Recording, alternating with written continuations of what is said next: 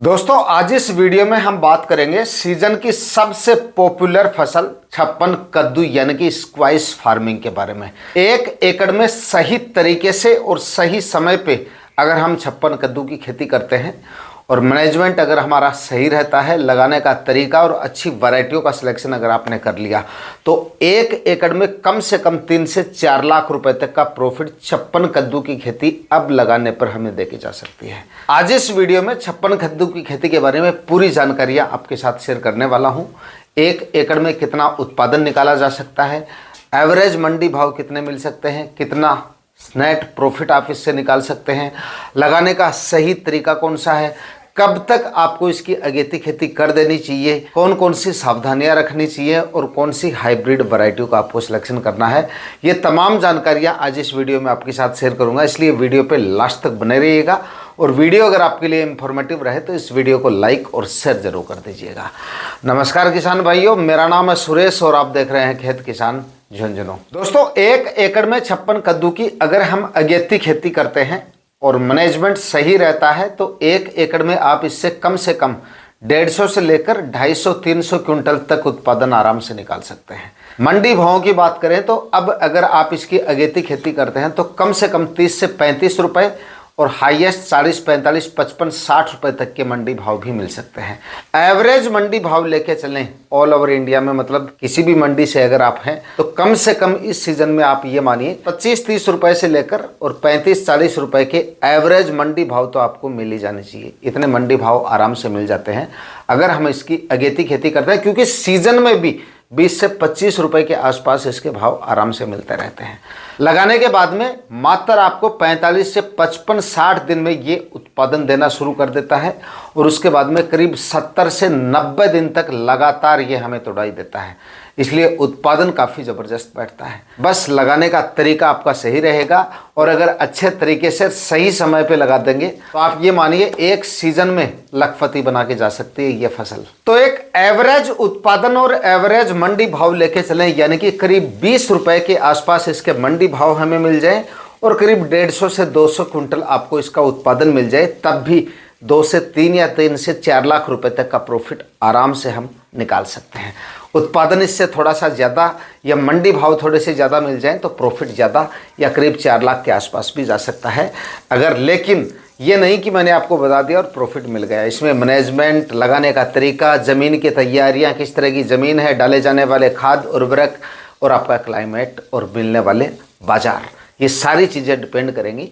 तो थोड़ा सा लगाने का तरीका समझ लीजिए कि किस तरह से आप इससे ज़्यादा उत्पादन निकाल सकते हैं। लगाने के सही समय की बात करें, ये बहुत ज़्यादा मैटर करता है। अगर आप सही समय पे बुआई करेंगे तो आपको बेहतर मंडी भाव मिलेंगे और तभी अच्छा उत्पादन आप निकाल पाएंगे, क्योंकि ज़्यादा अगेती खेती कर देंगे तो ये एक ठंड में उगने वाली या ग्रो होने वाली फसल है, ज़्यादा टेम्परेचर इसके लिए सही नहीं है। तो मतलब कम से कम आप ये मानिए इसको ग्रो करने के लिए, बीजों के जमाव के लिए आप 24 से लेकर और 28-29 टेम्परेचर तक ये आसानी से चल जाता है। मतलब बीजों का जमाव और ग्रो करने के लिए 28 या मैक्सिमम कभी कभार 29-30 डिग्री टेम्परेचर भी उसमें भी ये मैनेज कर लेगा। लगाने का सही समय इस हिसाब से देखें तो सितंबर के मध्य तक या सितंबर के अंतिम सप्ताह तक इसकी बुआई का जो कार्य है वो आप शुरू कर सकते हैं।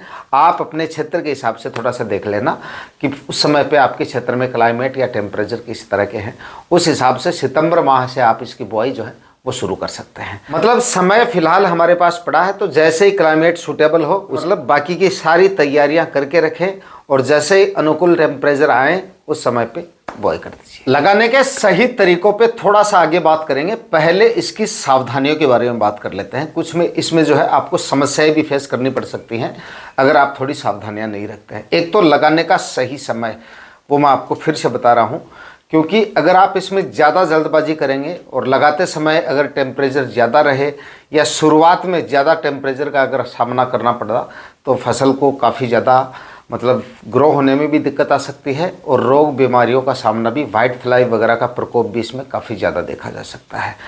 इसलिए ये एक उन फसलों में आती है जिसमें शुरुआत में या बाद में जाके भी चूसने वाले कीटों का प्रकोप काफ़ी ज़्यादा आपको देखने को मिल सकता है अगर आप प्रिवेंटिव में स्टेप नहीं लेते हैं तो। अगर आप प्रिवेंटिव में स्टेप लेते रहेंगे, सावधानियां रखेंगे, नज़र बनाए रखेंगे अपने प्लॉट पे, तो अच्छा उत्पादन निकाला जा सकता है। और भाई नज़र हटी तो समझिए दुर्घटना घटी।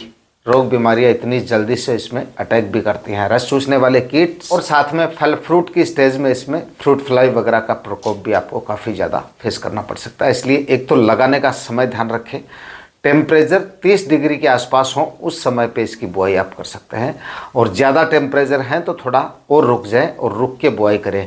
अगर आप हड़बड़ाहट में या जल्दबाजी में थोड़ा जल्दी इसकी बुआई करते हैं, 5-10 दिन का लालच करेंगे, तो जितने मंडी भाव का आप लालच करेंगे उससे ज़्यादा अपनी फसल में नुकसान कर बैठेंगे। तो थोड़ा सा ये सावधानी रखें। और दूसरा, लगाने के बाद में शुरुआती स्टेज में और बाद में भी प्रिवेंटिव में स्टेप लेते रहें।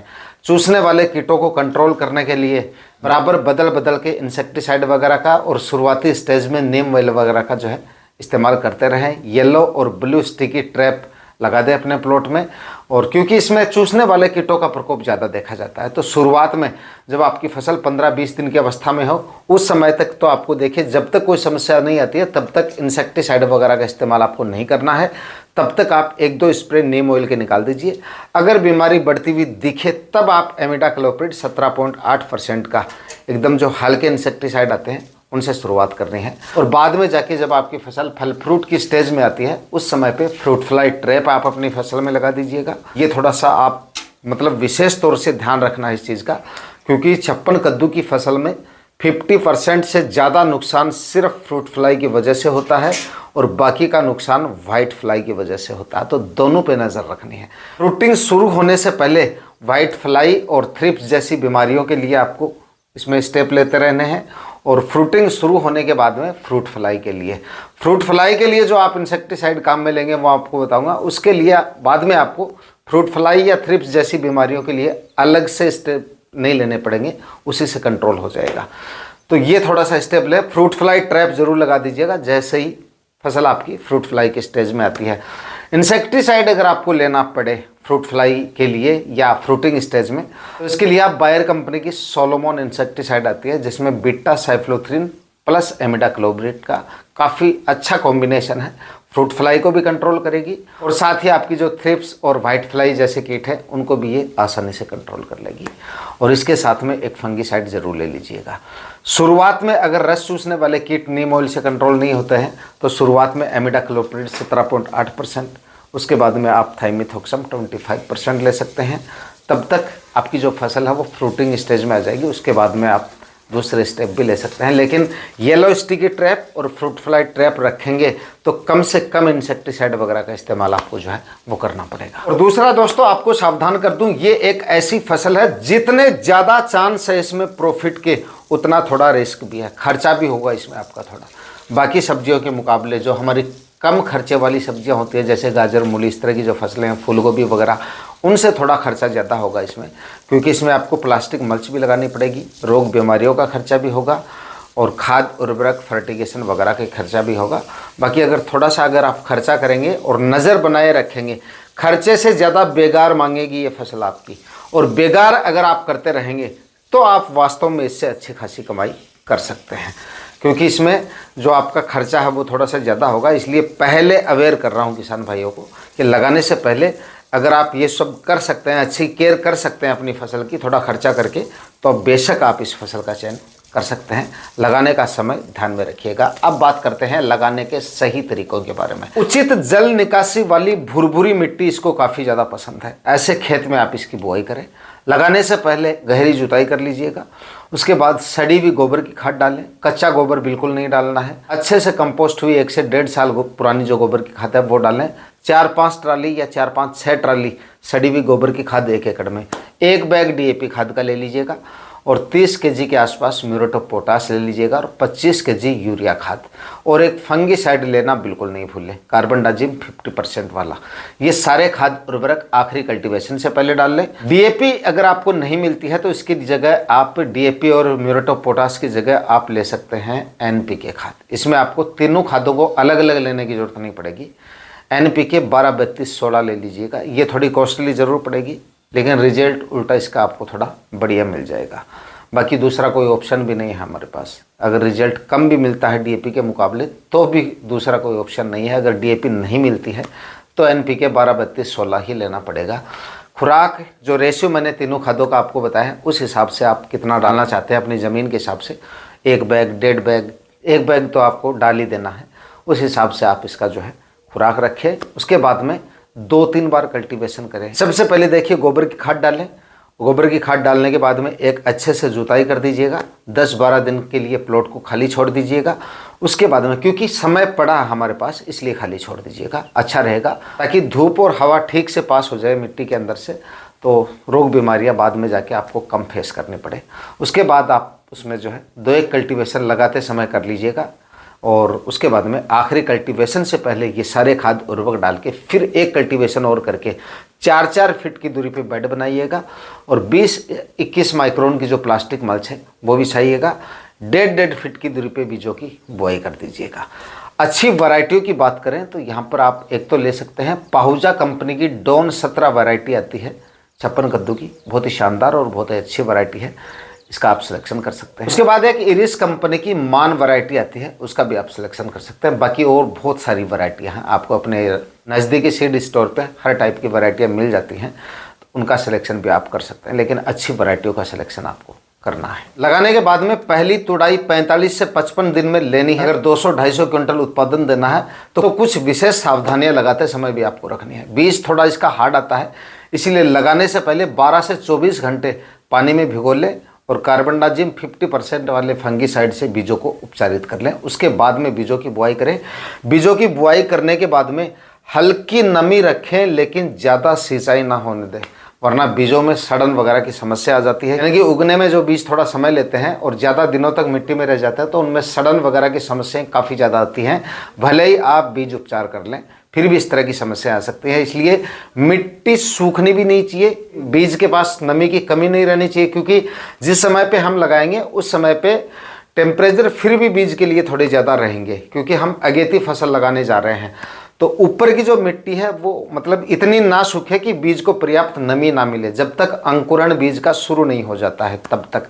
इसलिए हल्की नमी होनी ज़रूरी है, मिट्टी सूखने नहीं चाहिए और पानी भरना भी नहीं चाहिए, ज़्यादा सिंचाई आपको नहीं करनी है। उगने के बाद भी 15-20 दिन तक या शुरुआत में ज़्यादा सिंचाई से आपको बचना है और हल्की नमी बना के रखनी है। फल फूल की अवस्था में भी यही काम करना है, ज़्यादा सिंचाई से आपको बचना है और पानी की कमी भी नहीं रहनी चाहिए, मतलब सिर्फ नमी रहनी चाहिए जड़ों के पास में। फल फूल की अवस्था में ज़्यादा सिंचाई करेंगे तब भी फ्लोरिंग ड्रॉप वगैरह की समस्या आ सकती है, सड़न वगैरह की समस्या भी आ सकती है। मतलब कि सिंचाई का जो ध्यान है वो आपको विशेष तौर से इसमें रखना जरूरी है। एक और महत्वपूर्ण सावधानी, लगाते समय डिस्टेंस का विशेष तौर से ध्यान रखें। काफ़ी किसान भाई नंबर्स ऑफ प्लांट ज़्यादा कर देते हैं, रो से रो का डिस्टेंस बहुत कम रखते हैं। इस वजह से क्या होता है, जब फसल फैल जाती है इसका प्लांट काफ़ी ज़्यादा हैवी हो जाता है बाद में, तो क्या होता है हवा और प्रकाश ठीक से पास ही नहीं हो पाती है बीज से। इससे क्या होगा, इससे रस चूसने वाले कीटों का प्रकोप और ज़्यादा आपको देखने को मिलेगा और ऊपर से कुछ खरपतवार उगाते हैं। तो इसीलिए मैंने शुरू में आपको बता दिया था कि बेकार मांगेगी ये फसल, आपकी मेहनत करवाएगी आपसे, थोड़ी सी मेहनत करेंगे, डिस्टेंस थोड़ा सा रखेंगे आप ठीक से, खरपतवार वगैरह बिल्कुल नहीं होने देंगे, तब भी अच्छा उत्पादन आप निकाल पाएंगे। इसलिए कम से कम 4-4 फीट की दूरी रखें बेड से बेड के बीच में, और लाइन से लाइन का मतलब 4 फीट रखें, और पौधे से पौधे का कम से कम 1.5 फीट का डिस्टेंस रखें। इतना डिस्टेंस रखेंगे तो हवा और प्रकाश ठीक से पास होता रहेगा और जो आपके रस चूसने वाले कीट हैं उनका प्रकोप कम आपको देखने को मिलेगा। वायरस जैसी गंभीर समस्याओं का काफ़ी किसान भाइयों को बाद में जाके सामना करना पड़ता है, सफ़ेद मक्खी वगैरह की वजह से या थ्रिप्स वगैरह की वजह से। वो समस्याएं आपको कम से कम फेस करनी पड़ेंगी अगर आप डिस्टेंस अच्छे से मेंटेन रखेंगे, प्लॉट पे नज़र बनाए रखें। इलियो का प्रकोप भी आपको देखने को मिल सकता है और इसमें वाइट फ्लाई का और जो थ्रिप्स वगैरह या माहू वगैरह का प्रकोप है ये भी बहुत ज़्यादा इसमें देखा जाता है। बीजों का जर्मिनेशन होने के बाद में 7 से 8 या 10 दिन की अवस्था में पहली ड्रेंचिंग जरूर कर दीजिएगा। और पहली ड्रेंचिंग में एक तो आपको लेना है फंगीसाइड 500 ग्राम प्रति एकड़ के हिसाब से, कार्बनडाजिम प्लस मैनकोजेब यूपीएल का साफ ले लीजिएगा, और साथ में एक ह्यूमिक एसिड 500 ग्राम प्रति एकड़ के हिसाब से ही ये लेना है आपको। ये ड्रिप से ज़रूर चढ़ा दीजिएगा, ड्रिप से नहीं, माफ़ कीजिए, आप ड्रेंचिंग करिएगा इसकी। ड्रेंचिंग करेंगे वो ज़्यादा सही रहेगा। इससे जड़ों का विकास काफ़ी तेज़ी से होगा, वाइट रूट्स बनेंगी, प्लांट स्टेबल रहेगा और इसी सहनशीलता भी बढ़ेगी प्लांट की रोगों, बीमारियों और क्लाइमेट के प्रति। और जो वाइट रूट्स बनेंगी उनकी वजह से प्लांट में मजबूती भी आएगी, ब्रांचेज ज़्यादा देखने को मिलेंगी, पौधे का ऑल ओवर विकास शुरुआत से ही आपको काफ़ी अच्छा देखने को मिलेगा। तो ये ड्रेंचिंग बहुत ज़्यादा ज़रूरी है। बाकी रोग बीमारियों के बारे में कौन कौन सी सावधानियां रखनी है वो सारी चीज़ें मैं आपको बता चुका हूँ इस वीडियो में। इसलिए वीडियो अगर आपके लिए इंफॉर्मेटिव रहा तो इस वीडियो को लाइक और शेयर जरूर कर दीजिएगा। जो सवाल है आपके इस वीडियो के बारे में वो कमेंट सेक्शन में आप पूछ सकते हैं। मिलते हैं किसी और वीडियो में नए टॉपिक के साथ, तब तक के लिए जय जवान जय किसान।